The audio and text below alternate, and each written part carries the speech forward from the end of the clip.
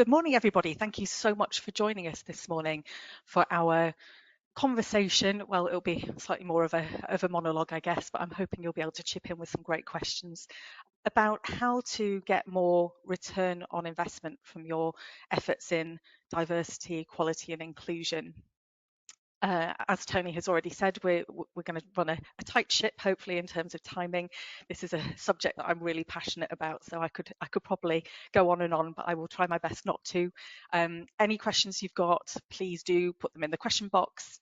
And we've already had some great questions submitted, actually, which I'm hoping to be able to incorporate into the content this morning. So I'm guessing that if loads of great questions come through, there's a chance we won't get to address all of them. But I'm really encouraged by that because it just means everybody's kind of bought in and interested in the subject matter.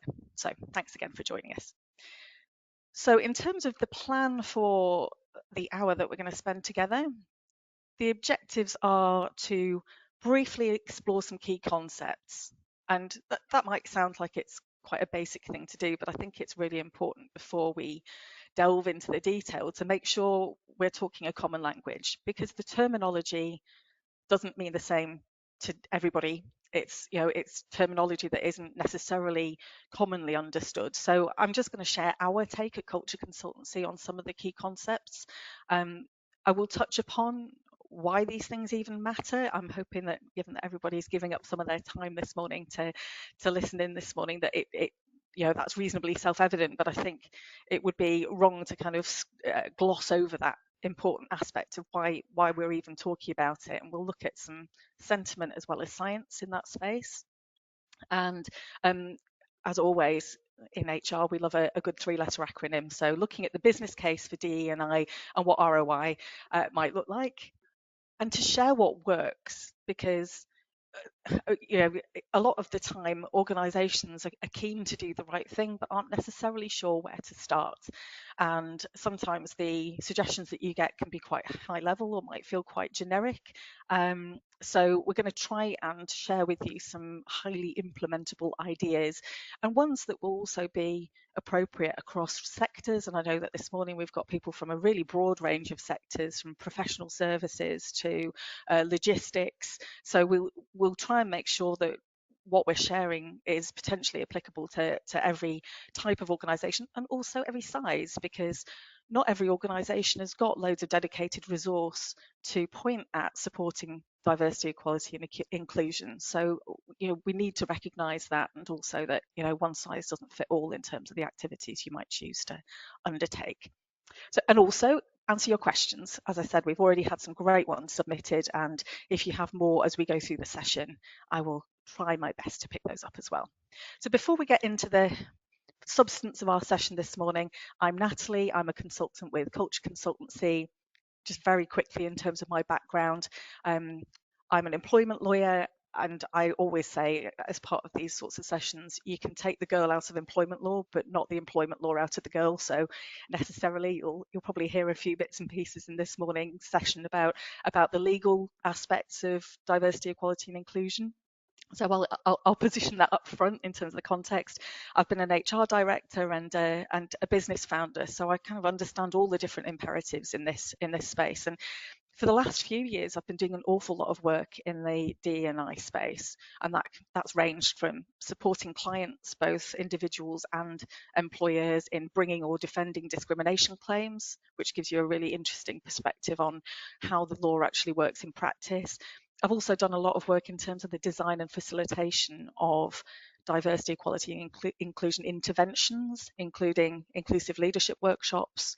And I've had the pure privilege, because I really do see it as an absolute privilege to do this sort of work, of supporting organisations with developing their own bespoke strategic frameworks for diversity, equality and inclusion. And that's included manufacturing businesses, logistics, professional services, a real broad spectrum. Just very briefly about us at Culture Consultancy, what we do is all about reimagining the world of work. And the way that we do that is through workplace culture, through culture change initiatives, through working with leadership teams, through diversity, equality and inclusion strategy development, and also prioritising people experience. So that that's a very kind of high level summary of some of the work that we do, but ultimately it's all about helping organizations thrive and create environments for their people to be fulfilled at work and make a really full contribution. So that's kind of what we do. Moving on then into the substance of the session, you'll see on this slide I've deliberately, not shouting at you, but I've put in capital letters, what do we mean by diversity, equity and inclusion, or equality and inclusion? I'll come to that in a minute. And I'm doing that because I'm positioning these things in a slightly tentative way. Yes, I do lots of work in this space, but that doesn't mean that I am the oracle. It doesn't mean that I think my definitions of things are the only or the right definitions. I'm just going to share some concepts and how we view them. You might have a slightly different take, and there has to be space for that in this sort of work, I think. So when we talk about diversity, there's a few different kind of framings that we've included on the slide here that you can see. So, it's diversity in its broadest possible sense. So it's not the sorts of things that typically people might think of. So often there's quite a narrow view of what diversity is. And sometimes organizations get very focused on specific aspects of diversity, like gender or race. And that's not wrong. Those things are really important, but there are other aspects of diversity that are also important, and I think it's really critical that we recognise that and think in its broadest possible sense about diversity, including things like socioeconomic status. So there's a lot more talk these days than ever before about social mobility, for example, because the access that people have to education and their financial status ultimately growing up has a huge impact on then your educational progress, where you might be able to study further if you're even able to do that, and then where you end up as a career. So that socioeconomic status is a real kind of golden thread that is woven throughout impact in terms of difference.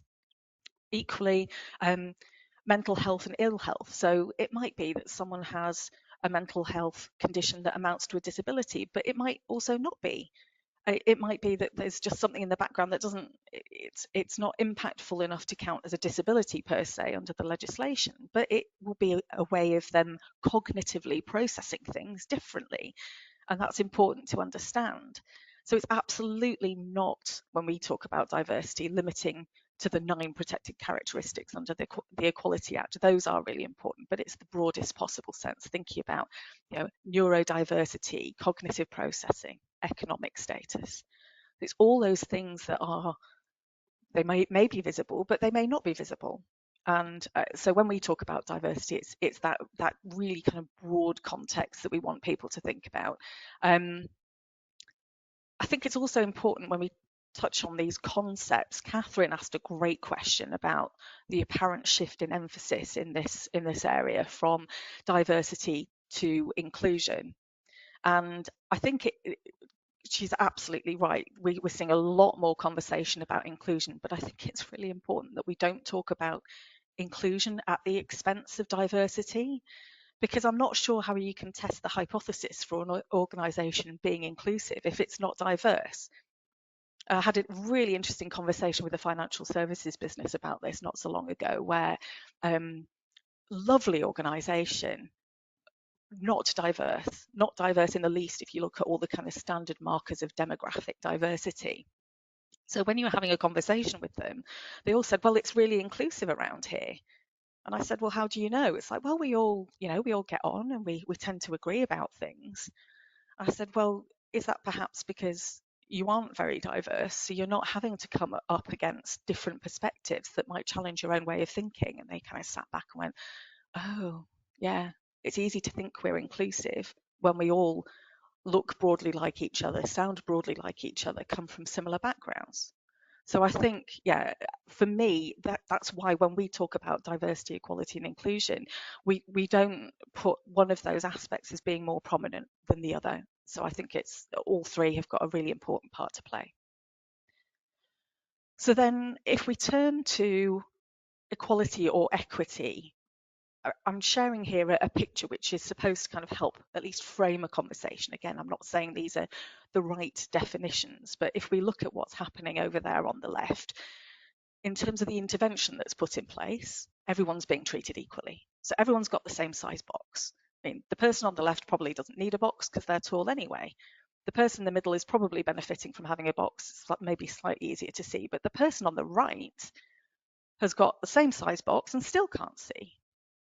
So we've not really achieved anything there. We've treated people equally, but the outcome is not one of equality. So I tend to use the terms equality and equity somewhat interchangeably, which doesn't work well for everybody. But I do that because for me, when I talk about equality, I don't mean input equality. I don't mean talking about treating people the same. I think about what the impact is at the end. And that's kind of more in the frame of the equity piece that's in the middle, because there we've got the tallest person who doesn't need a box at all. We've got the person in the middle who has got a box that's probably facilitating them to see a little bit. And the person on the right has got a different sort of intervention because they need the most. And that's where we really kind of need to think about how to achieve that sense of equity and equality. On the right now, if I were good at drawing, which I'm not, I would probably try and redraw that, because I'd probably take the fence away altogether, because we still have a structural obstruction in place that's stopping people from being able to see, most specifically the person on the right. But ultimately, justice is framed as being what we achieve when we remove systemic barriers to equity being achieved. So that's what, the language isn't precise in this space, but I think this is what we mean when we talk about these terms at Culture Consultancy. Then if we move on to inclusion, lots of different ways of framing this. So, ensuring that everyone feels valued and respected, ensuring that people feel empowered and they understand and appreciate the things that make them different, fostering an environment that allows people from different backgrounds who have different characteristics, different ways of thinking, to be themselves and to work together really effectively. And there's this lovely Werner Myers quote, which is often used in this context, about diversity being asked to the party, with inclusion being asked to dance. And when we think about what that means, and again, I'm trying to kind of touch on some really practical things that organisations can think about. Inclusion might look like not implementing a no headphones policy for people in open plan workspaces, which all of us probably have these days. And the reason for that is a no headphones policy can be extremely problematic for somebody who is neurodiverse. So if someone needs to focus and they need not to have the background noise disrupting them, headphones will probably help them be more productive. And you might think this is a very specific example. It is a very specific example because it's one that I've been talking to a client about recently and saying, I kind of understand what you're trying to achieve through this policy intervention, but have you thought about the impact on people who are neurodiverse, or even to people who want to really be able to focus on their work and perhaps drown out that background noise? So that's what inclusion might look like. Equally, it might be about checking that if you've got colleagues who are visually impaired, ensuring that perhaps slides are shared with them in advance of going into a meeting, because if they need to use a screen reader to access those slides and be able to engage with them, they may need more time to kind of process those slides. I think other things organisations can think about practically in the inclusion space, how can you safely harness the views of those people who are naturally perhaps more introverted, or those who are quite reflective in style, or perhaps their cognitive processing means that they really value a bit more headspace and time to process rather than being put on the spot. So I think that's something to think about. Also, how do we invite the perspectives of people who are younger and perhaps may have less experience? Because sometimes it can feel quite intimidating to be someone who's kind of newer onto the scene, and you might have really great views on things but feel somewhat uncomfortable about voicing them because you're not sure that you have the credibility or permission as such to be able to raise those points. So those are all practical things that organisations can do that will really benefit inclusion. So before I move on, I'm just going to check in with the question box and see if we got anything come through. I think we're all good for the moment. But before I move on, some questions that were submitted before the session as things that were on people's minds. There were some great ones from Martika and Carlo about allyship, and I think, as we've just been talking about inclusion, it's probably good to take an opportunity to think about allyship in the context of how that might help an organisation be truly inclusive. And allyship is a term that's bandied about. Again, often people aren't exactly sure what being an ally looks or sounds like. And I think sometimes people think, well, I don't discriminate. I'm not discriminatory in my behaviour. That can't be where we set the bar in terms of trying to create inclusive organisations. It's not enough to say we don't discriminate. That's just the lowest possible bar. So, if we're looking for truly inclusive environments, that's generally one where psychological safety is high. And we spend a lot of time at the moment talking to clients about psychological safety, which was a term that was coined by Amy Edmondson, and it talks about whether it feels safe and comfortable in an organisational context to take interpersonal risks. So an interpersonal risk might be putting your head, or you might feel as though you're putting your head above the parapet to voice a dissenting view about something. Does it feel safe and comfortable to be who you are in the context of the workplace environment, or do you feel like there are bits of yourself that you cannot show? Now, I'm not saying that people will always, to the same extent and degree, want to share with their entire workplace everything that they are and everything that they believe in. I don't think that's necessary. I think we have to, be mindful of the fact that different people will have different levels of desire to show up as their authentic selves, and we need to make that okay. But I think it's really, in terms of the psychological safety, it's really important that people feel like they can constructively challenge behaviour that is not inclusive, but it's really important to do it in the right way. And some of what I'll talk about this morning is kind of lessons that I've learned in doing this work over time, and it's as much about things perhaps not to do or to be mindful of as things to do. And I've seen a lot of organisations get themselves into slightly difficult territory because they actively encourage people to, and I'll use air quotes here, call each other out in response to microaggressions, for example. The intention behind that, I understand, and the intention can be quite positive, but that's not always going to be helpful to you as an organisation in terms of creating a more inclusive environment, because ultimately what it can do is lead to defensiveness.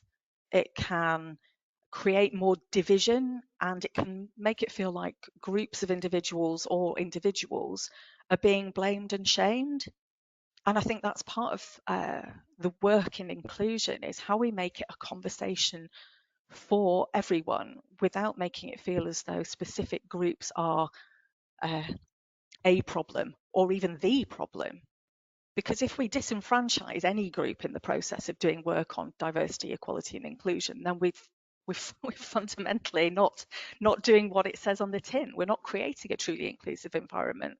So I think it's really critical that if you're thinking about allyship, what we're not doing is kind of asking people to wade in necessarily in response to microaggressions, because it needs to be really sensitively handled. I think, and again, the other thing that I think organisations sometimes struggle with is the balance and nuance that's needed in this space. Because ultimately, what we're not about when we do work in this space is trying to get people to believe the same things. My magic wand simply isn't that good. Would that it were, but it isn't. And so when I'm doing this sort of work, what I need to bring in terms of my mindset is that everyone will be in a different place on the spectrum and in a different part of their own journey with this agenda, and comfort levels with it will differ. So when I talk about this, it's not about trying to create a homogenous view or change people's opinions. It's about being able to disagree well. It's about being really curious So it's about recognizing that I will have a perspective and someone else will have a potentially quite different perspective. And that doesn't make either of us right or wrong. It just reflects our different experiences. So I think bringing a degree of curiosity to this agenda and some grace, because we will also all, myself included for sure, make mistakes. And I think we need to create an environment, if we're thinking about psychological safety, where when we make a mistake, we don't feel like somebody's going to jump on us or blame and shame us. So I think the other piece for me in allyship is, what we don't ask people to do is for them to engage in some kind of saviour complex where they think they need to jump in to address a perceived issue, because that can also be quite detrimental. You might think you're jumping in to defend someone, but is that what they want or need you to do? Have you truly understood what would work for them in that scenario? It could be exceptionally disempowering for someone if you were to do that, potentially. So there could be any range of reasons why somebody would not wish for you to jump in with both feet if you go, well, hang on a second, I don't think that's a very inclusive behaviour. So again, there's some real kind of nuance in the space of how you engage in these conversations if we want them to be more helpful than detrimental.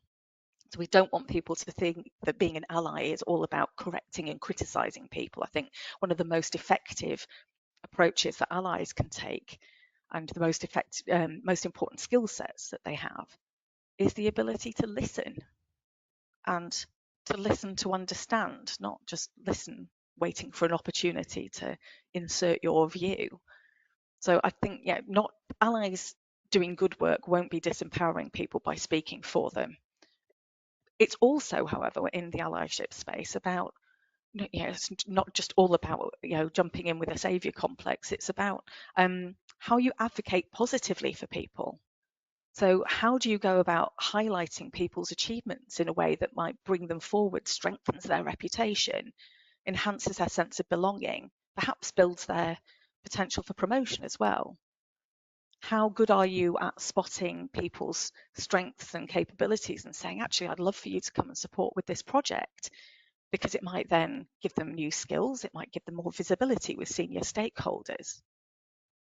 I think ultimately the other point for me on allyship is line managers. And anyone who knows me knows that probably the hill that I would choose to die upon is the importance of line manager capability in organisations. And I think ultimately what we absolutely need is line managers as allies, because we know that most often, this is a really well rehearsed truism, but that's because that's what the research tells us. People tend to leave line managers, not jobs or organisations. So if you've got a line manager who is not skilled at understanding the differences in their team and how to get the best out of those different team members and being flexible in their style and approach, then ultimately that's going to be detrimental to the inclusion agenda in your organisation. So if we can get line managers really capable in this space, we can really positively impact important KPI measures for most organizations, like retention and engagement, and ultimately employee experience as well. And that's, that will have reputational benefits too. So if we've got line managers who are really capable, confident, and who demonstrate compassion and humanity, then they will be incredibly effective allies. So we need to make sure that they're equipped with the tools that they need in order to get to know and support their people. And that investment is always going to be one that's will reap dividends. Just checking whether we've got any questions. Oh, Claire, I don't know which slide you can see, but I'm hoping that it's caught up for you. I will move us on. So again, given that you're all here, I'm kind of thinking you do think it matters, because otherwise you wouldn't be giving up your precious time. But thanks, Claire. I wasn't going to delve too much into the broader societal context around diversity, equality and inclusion, other than to just share a couple of headlines. So in 2024, our gender pay gap nationally is still running at something like 14.3%. So women are on average needing to work 52 days before they start getting paid in comparison to an average man. So that's not great. But even worse, for disabled women, the gender pay gap is 35%, which is really problematic. If we look at, and I'm going to use this term advisedly, and I could do a whole different session on terminology usage of this kind. So forgive me for using the term, because I know it doesn't work for a lot of people, but we seem not to have hit upon something that works better, and it was the term that was used in the research that I'm drawing from. Black, minority and ethnic women are 12 times more likely than men to be out of the labour market due to caring commitments. Again, that's a slightly stark statistics. If we look at 16 to 24-year-olds, they're more likely to be unemployed than any other age group. Again, that's problematic.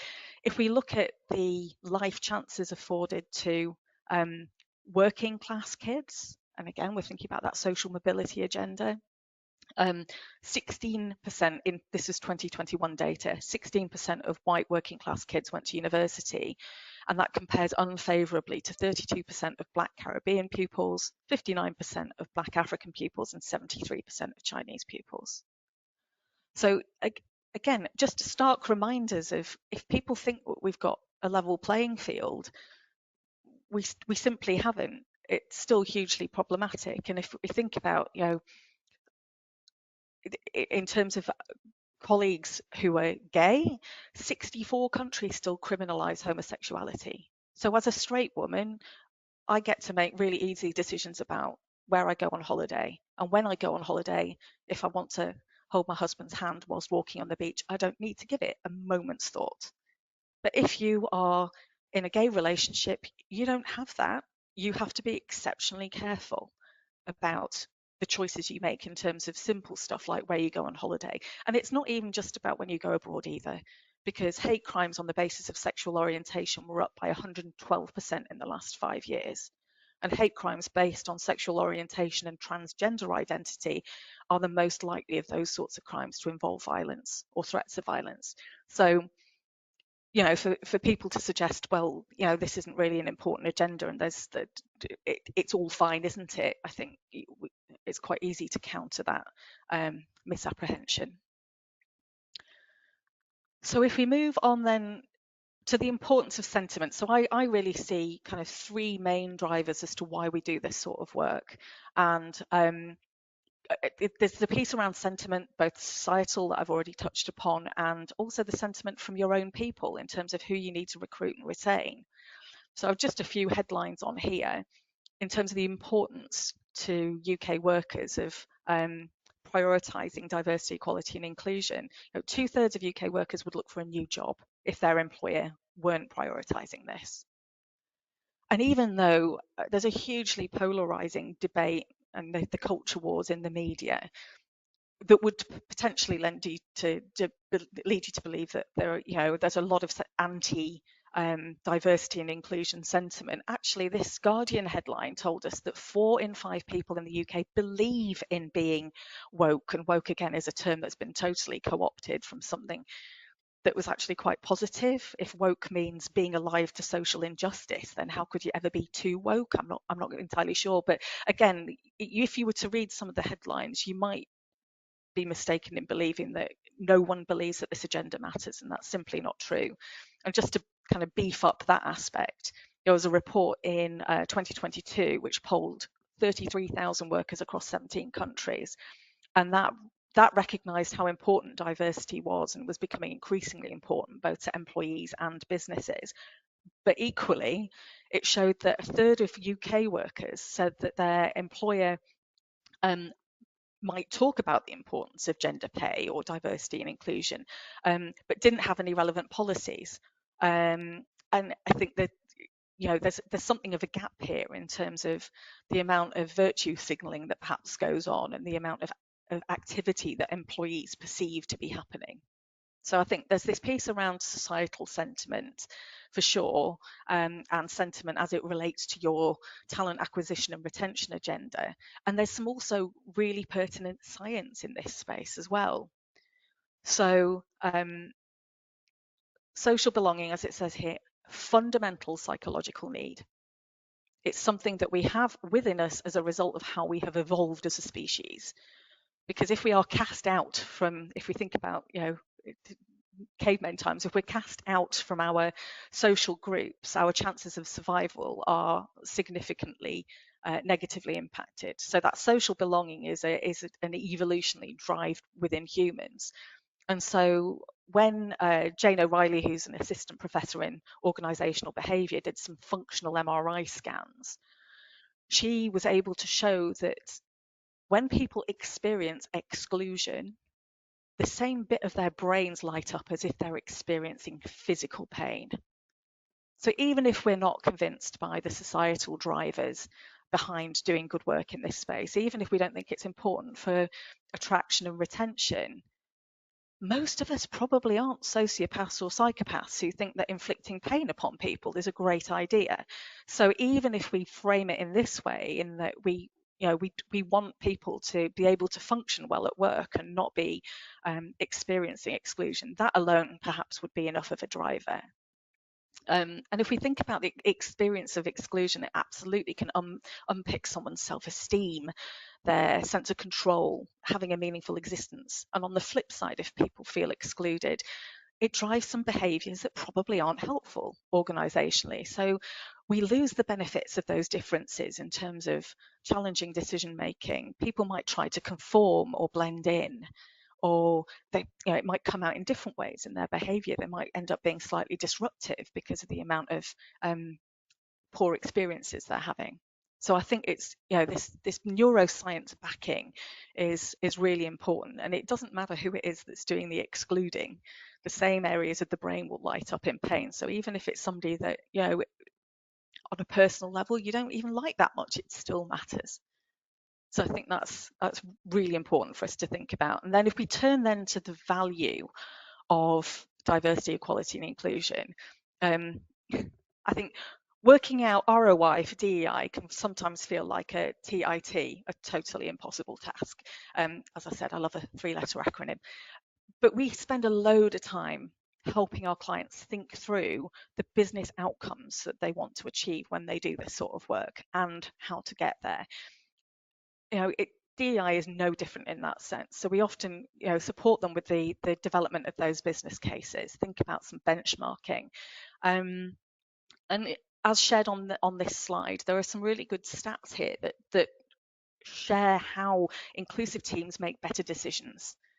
Also, you're more likely to see, and you could say, is it causation or correlation? Unsure, but they're more likely to see innovation in organisations that are diverse and inclusive. Really strong impacts in terms of engagement, ability to capture new markets. These are all really valuable things that even if your board or your senior team aren't bought in just because it feels like the right thing to do, some of these sorts of statistics can sometimes be really helpful. There's some good data, although Catherine raised a really good point that I'll come back to in a moment, around correlation, causation, who knows, in terms of financial performance for businesses that are more diverse, whether through a gender lens or race and ethnicity. Now, some of those studies have had some doubt cast upon them in recent times, but I think there's enough other data available to us that says, in terms of the engagement outcomes, even if you're unsure about the linkages to profitability, the engagement outcomes, the correlation with innovation, the fact that job seekers are actively looking at this, so they will be looking at what Glassdoor, for example, says about your commitment to diversity, equality, and inclusion. These are all really important factors. So I think, when you're trying to help your organization think through business outcomes, business case, these are some of the things that we might typically talk about. So I'll just move on very quickly and check how we're doing in terms of oh, Lynn, absolutely. I'll make sure that we get those data points shared with you after the webinar, so you've got those available to you. No problem at all. So if I move us on then to just some numbers very quickly. Again, just for those people that are unsure about the direction of travel, because again, if you read the headlines, it would be possible to think that everybody's backtracking in a major way from their diversity, equality and inclusion agendas, and that's not what the financial numbers are telling us. So, you know, it was predicted back in 2020 that you know, we'd move to a $15.4 billion spend on diversity, equality and inclusion by 2026, and now we're actually saying it's going to be 24.4 billion by 2030 globally. So this isn't going away anytime soon in terms of priorities. Also, we've had the World Economic Forum Global Gender Gap report issued in June, and that's telling us that it's going to take another 134 years to close the global economic gender gap. You know, we've got lots of great data points to draw from that tell us that this remains a really, really important agenda. I did warn you that you can take the girl out of the employment law, but not vice versa. So it would be very remiss of me to not touch on the legal aspects. Again, if you've got, you know, senior teams that are perhaps not sure about this and feel slightly uncertain about what this might mean for you organisationally, if they're not bought into the moral arguments, if they're not really sure about the arguments in terms of retention or attraction, let's just think about some numbers in terms of financial cost, reputational damage. And these just a few very high level, I'm not going to go into the detail because you're not here for a lesson on compensation awards in discrimination cases, but I just think, again, it's a useful wake-up call. So the one in the bottom right is a reasonably recently published case where a guy had a younger line manager, and his younger line manager called him an old fossil and said that he was incapable of line managing millennials. And the organisation is now on the sharp end of a £3.2 million compensation award. So these aren't things to trifle with organisationally. And it's not just the financial cost, which is, I mean, in that instance, particularly steep, but it's the reputational damage as well. And another thing that I do generally spend a little bit of time when I'm talking to line managers about these sorts of things is just reminding them that there is a potential personal liability in this mix for them, because you can be named as an individual in a discrimination claim. You can have a compensation award made against you personally. So again, even if people don't think this is important for moral or ethical reasons, no one wants to be there in an employment tribunal explaining away their discriminatory behaviour on the witness stand. That is not fun. So I think really important for some organisations to have some of these data points to fall back on to reinforce how important these things are. So moving on to the practical tips to help organisations really start getting some return on investment from the work that they do in diversity and inclusion. 5 headlines here. The first one, in terms of what we see as being really important and effective, is nuanced understanding. Data and insights, both qualitative and quantitative, are key. And this is something that organisations of any size can do, because you could run a survey, but if that's not for you, you can just do some listening exercises, some focus groups. And I do think even if you do a survey, getting under the skin of what you hear by doing focus groups or other listening is usually worthwhile. And you'd think, oh goodness, Natalie, that's dead obvious. Of course you need good data points in order to be able to do good work in diversity, equality and inclusion. I mean, you're right, but equally, the CIPD did an Inclusion at Work report in 2022, and that found that of 2,000 organisational leaders, only 38% of their organisations collected some form of equal opportunities monitoring data from employees or job applicants. And only 25% said that they consult data before planning new inclusion and diversity activity. And they basically were unable to explain how it was that they made decisions about the things that they were going to prioritise. So, you know, data showing that there are inequalities in this area within the organisation was not in the top list of 5 reasons why organisations were doing things. Makes you kind of wonder, how on earth are you making decisions about doing these things? So yes, it does sound basic, but it is worth repeating for that reason. I think the other thing to say in the data space, just thinking about a lesson that I learned some years ago, was the delicacy with which drives for harnessing diversity data needs to be handled. I remember in a financial services business that I was working in, we did a big push for demographic data because we knew that it was massively patchy. We didn't really understand our own organisation in terms of diversity. And what we found was that engagement with that data push was really poor. And the reason it was really poor was because we hadn't spent enough time explaining the why. What we're doing it for, what we're going to use it for, assuring people about their anonymity, because people are rightfully quite protective of information that might be disclosing that they perhaps don't want everybody to know. So there is a body of work to do to build trust before you go out with that data push.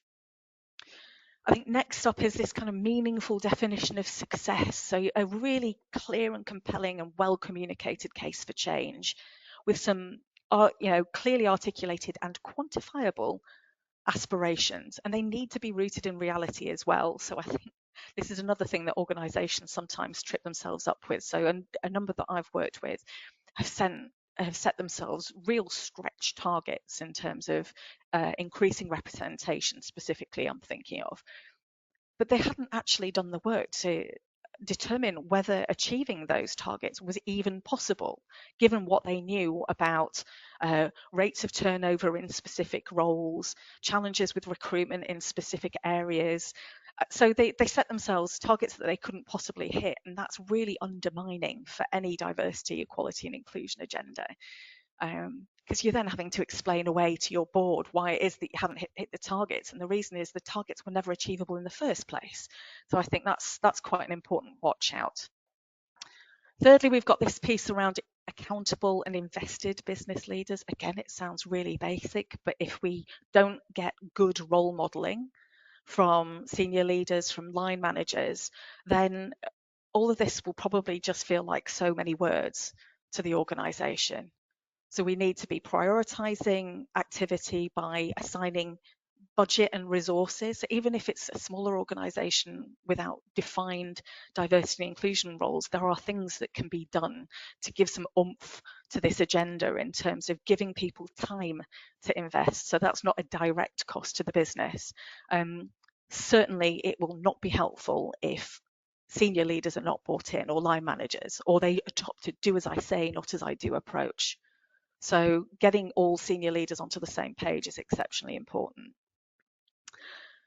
Number 4 is about solutions that are designed for the context. And again, none of the answers to these sorts of exam questions will be a one size fits all, because every organization is different, has different challenges, different priorities, different budget to play with. So something that works for a huge organization with loads of sites won't be the same as for a one site organization that's far smaller. So it needs to be bespoke. It also needs to be scalable, particularly for bigger organizations, so that it's replicable reasonably consistently. And this is a key word that we spend a load of time talking to clients about at Culture Consultancy, is about embedding. Because often what we see in this space is that the embedding bit is where things fall down. And what we're really trying to do is deliver measurable and sustainable improvements. And that's where sometimes these kind of one-off interventions fail, because they're not going to achieve consistent change or the behavioural changes that are required. We had a great question from Karen kind of in this vein, which was about the embedding piece. And I think generally what we try and do with our clients is we look at all those kind of key moments that matter, if you like, in the employee life cycle. So it might be as part of your application or onboarding. It might be your reward or progression decisions against the characteristics of inclusion. Look at how those perform, those moments that matter. They're real key opportunities for you to show your culture at work and show your commitment to inclusion and diversity at work. And what we don't want is to sell a great story out there in the wider world that when you come in is just not lived reality.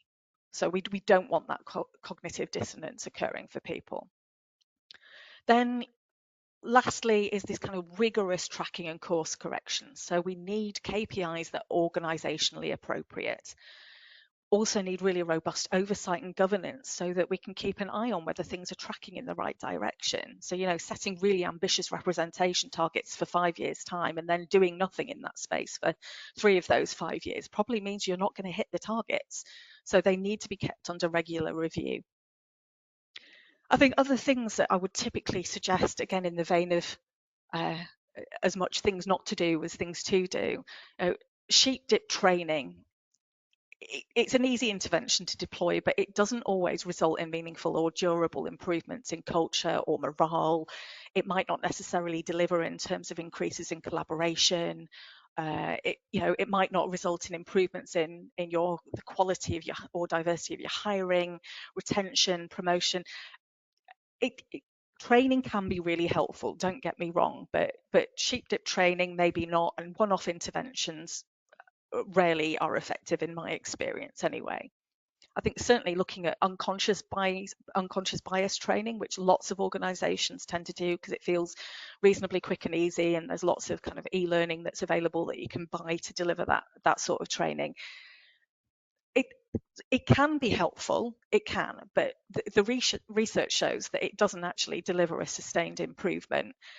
Also, you need to do some context setting because lots of people have quite a defensive reaction to the term unconscious bias. And it lends them to say, hang on a second, I'm not biased. And bias isn't a dirty word. We all have it. It's a very natural human response to all the millions of data points we have to process all the time. So it's not about saying you should not be biased, but you are. It's about saying we all have biases, and it's not wrong. It's whether we can be mindful of those and understand the impact that those biases might have on our decision making. I think it's really important to kind of be thoughtful about the law of unintended consequences. So I think one brilliant example on this was something that Coca-Cola did, and they had a diversity training activity that suggested that employees should try to be, inverted commas, their words, not mine, less white. How divisive is that? Who thought that was going to be a good idea? So again, thinking about how things will land, getting different stakeholders involved in the creation of the trainee interventions to make sure they work is really important. So we're not trying to increase alienation and opposition, we're trying to reduce them. Equally, I think a lot of organisations are keen to start a conversation about privilege before they do the work on privilege to help that conversation go well. And I think, privilege is a term that, again, can make people feel really defensive. And, you need to do some unpacking of what the term means so that people recognise that privilege isn't about what you have. Privilege is about what you don't have to face. So if we think about the example I used earlier about the privilege I have in booking a holiday and not having to think twice about holding my husband's hand, that's a privilege that I have. As a white woman, I won't have the experience that Alexandra Wilson did, who's a black barrister who, during COVID times, on one day got stopped 3 times when she was trying to go do her job in court by people thinking that she was the accused. That's probably not going to happen to me because I'm white. So, by all means, have a conversation about privilege, but make sure you've done the context setting well and it's kind of understood before you wade in. I think other things, and this is quite a busy slide, I appreciate, but other things that we spend a lot of time thinking about is viewing diversity, equality, and inclusion as integral to organisational culture and brand. And Valentina, thank you for the question that you submitted on this, because it's absolutely right that it should be seen as part of broader conversations around culture and how we think about the ways in which diversity and inclusion show up at all stages across the employee life cycle. And I think specific actions that organisations might want to consider would include things like, how recently have you reviewed your job adverts and your job descriptions? just to look at the language that you're using, which can be potentially thoughtlessly exclusive or even potentially discriminatory. So are you, again, intentions generally good, but sometimes we're a bit oblivious to impact. Are we inadvertently using gendered terms? So there's loads of evidence to say that the more gendered your job adverts, the less gender balance you will get in the applications.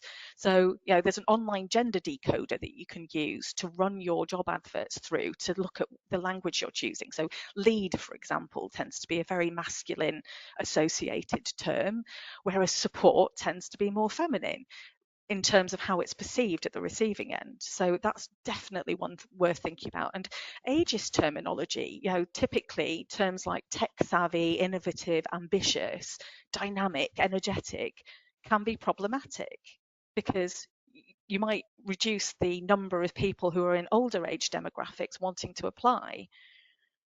And I do think we need to recognise how quickly language is moving on in this space. So inclusive language training is definitely worth thinking about for any organisation. And much of that is about reducing people's fear about engaging in conversations around diversity, equality and inclusion. Again, if people think they're going to be jumped on if they make a mistake, that's probably not going to help you become more inclusive. And making mistakes is human and normal. And I think it's only right that if somebody says, oh, I don't know if you realise, but that term that you use I found really difficult for this reason. And you can just say, I'm so sorry, I got it wrong. And a bit of humility tends to go an awful long way. I mean, I've done this myself. So when I worked for the first time with a non-binary colleague, I think it took me a good few goes to get pronouns correct. And every time I did it, I realised and I apologised. And I said, I'm so sorry. And the individual was so gracious about it because I wasn't kind of trying to shove my error under a rug somewhere. I was recognizing that I needed to do better. So I think we can normalize these conversations if we equip people with the skills to engage in them confidently. Other stuff that you might want to think about, and this will be one particularly for colleagues in professional services environments where this tends to be a particular challenge, is looking at job requirements and how those might influence diverse recruiting. 2 ones from a Russell group, they're still very prevalent in terms of job requirements. And I think we need to ask ourselves the question, why? Because doing that legislates in favour of those from much more privileged educational and social backgrounds. Similarly, asking for a specific degree, the degree that you study, if indeed you have one at all, is often determined by family background, by social circles. Is it absolutely critical? Because we can just get into quite lazy habits at times, just implementing job descriptions or job adverts and just think, oh, I'll just roll out the same thing as I used last time. But actually, it's a great opportunity for us to go back and challenge ourselves about what those look like and what we're asking of people. Is a requirement for years of experience potentially going to affect women or those who are disabled or young people? Could it affect them disproportionately? Do you really need a driving license? Can you share questions in advance, which will really help those who have got potentially challenges with processing, or those who are autistic or who have ADHD? Can be really helpful to do that. Being really forward thinking in reasonable adjustments rather than just leaving it to the candidate or the employee. Actively engage, encourage people to come forward with any reasonable adjustments. Think carefully about the impact of decisions on return to the office and how that might impact upon people. Similarly, implicit or explicit requirements for getting involved in post-work activities like socializing, that isn't for everybody. And what impact might that have on somebody's sense of inclusion if you're always meeting down the pub and they don't drink for whatever reason, religious or otherwise? Not putting pay or pay ranges on job adverts, very off-putting to women in particular. Have you looked at the accessibility of your website, your careers pages, your application forms, so that they're actually accessible to people? Are you using alt text on LinkedIn? Are you reviewing your pay and progression data through a diversity, equality and inclusion lens, so that you really understand who's getting promoted and why? because lots of bias can pop up in those sorts of processes. Inclusive hiring training for hiring managers is sometimes worth thinking about. And, credit where credit's due, Clifford Chance, which is a very large law firm in London, implemented way back in 2014 CV anonymising. Some people will call that blind CVs, which for various reasons probably also isn't the right terminology, but CV anonymising, so that when deciding about who was going to go to final interview, you didn't have any information about the university that the candidate attended, whether they came from state schools or independent schools. None of that was available. Similarly, thinking about the gender pay gap. So do you have an action plan? If you don't, it's likely that the new Labour government are going to introduce it as a legal requirement. So you might want to get ahead of that particular curve. Also then, thinking about what works, it's this broader piece around organisational culture. So thinking about underlying beliefs and how those impact your culture. So if your organisation has a shared belief that being visible in the office or staying until late in the evening are key to being successful or being promoted, what's that going to do for you organisationally in terms of how those who might have caring responsibilities, whether for elderly parents or children, or just those who want a life outside of work, how's that going to impact on them? Not everyone wants to or can work really long days. If there's a shared assumption that extroversion is the key to being a successful leader, how would that impact on someone that's more reflective or introverted? Culture itself is made up of very simple everyday behaviours, and I think it's really important in the inclusion and diversity space to look at what those beliefs are and what those behaviours are, and make sure that we're driving the right sorts of things.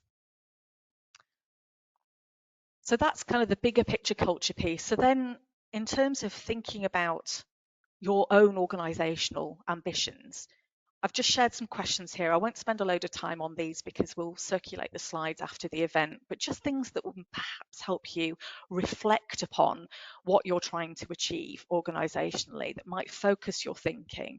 As I say, I won't go through those now, but they will be available in the slides. And I think the only other thing to say in this is, if there are things that I haven't managed to get to, and I will look at a moment in the questions just in case there's anything in there, if there's anything that you'd like to explore in more detail, you'd like some help in shaping your strategic approach to diversity and inclusion, or there's a specific workplace challenge that you've got through a culture lens, please do get in touch, either via our website or by emailing me direct. I'd be really happy to continue the conversation. A lot of this content is we're just scratching the surface here, and like that iceberg metaphor in terms of culture, we've only been able to really get into so much detail in the hour available to us, but I do hope that that's been helpful.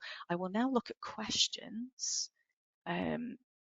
Sorry, in terms of what Labour are looking to implement, requirements to implement a gender pay gap action plan, that's something that they have signalled. So obviously organisations of a certain size already have to report. You would think that they are therefore having a gender pay gap action plan, but this is an additional level of requirement. Yes, absolutely, Paul's slides will be shared. More rigorous tracking methods. We could do a whole hour on that on its own. Information from other sites with current employees.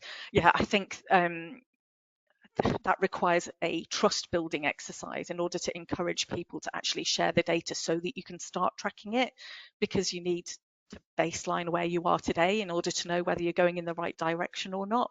So I think, as I say, that's a conversation that we could spend at least another hour on. Let me see. Are the cases from the UK that I shared? Yes, Gavin, they are all from the UK. Anything else questions wise? Just let me flick to the top. Thank you for all the lovely feedback. And Lynn, let me just see what you've said about Holifirm. Removing tenure in academia as key requirements for technical roles. Great to hear that. Really, really good idea, I think. As I say, we're on time, and I did promise to try and be effective in my timekeeping, which, as I say, because I'm passionate about this, is not always straightforward. But I really appreciate you joining us this morning. And as I say, I'd be delighted to continue the conversation if you'd like to get in touch, and we will definitely circulate the slides. I hope you all have a great rest of day and week. Thank you so much.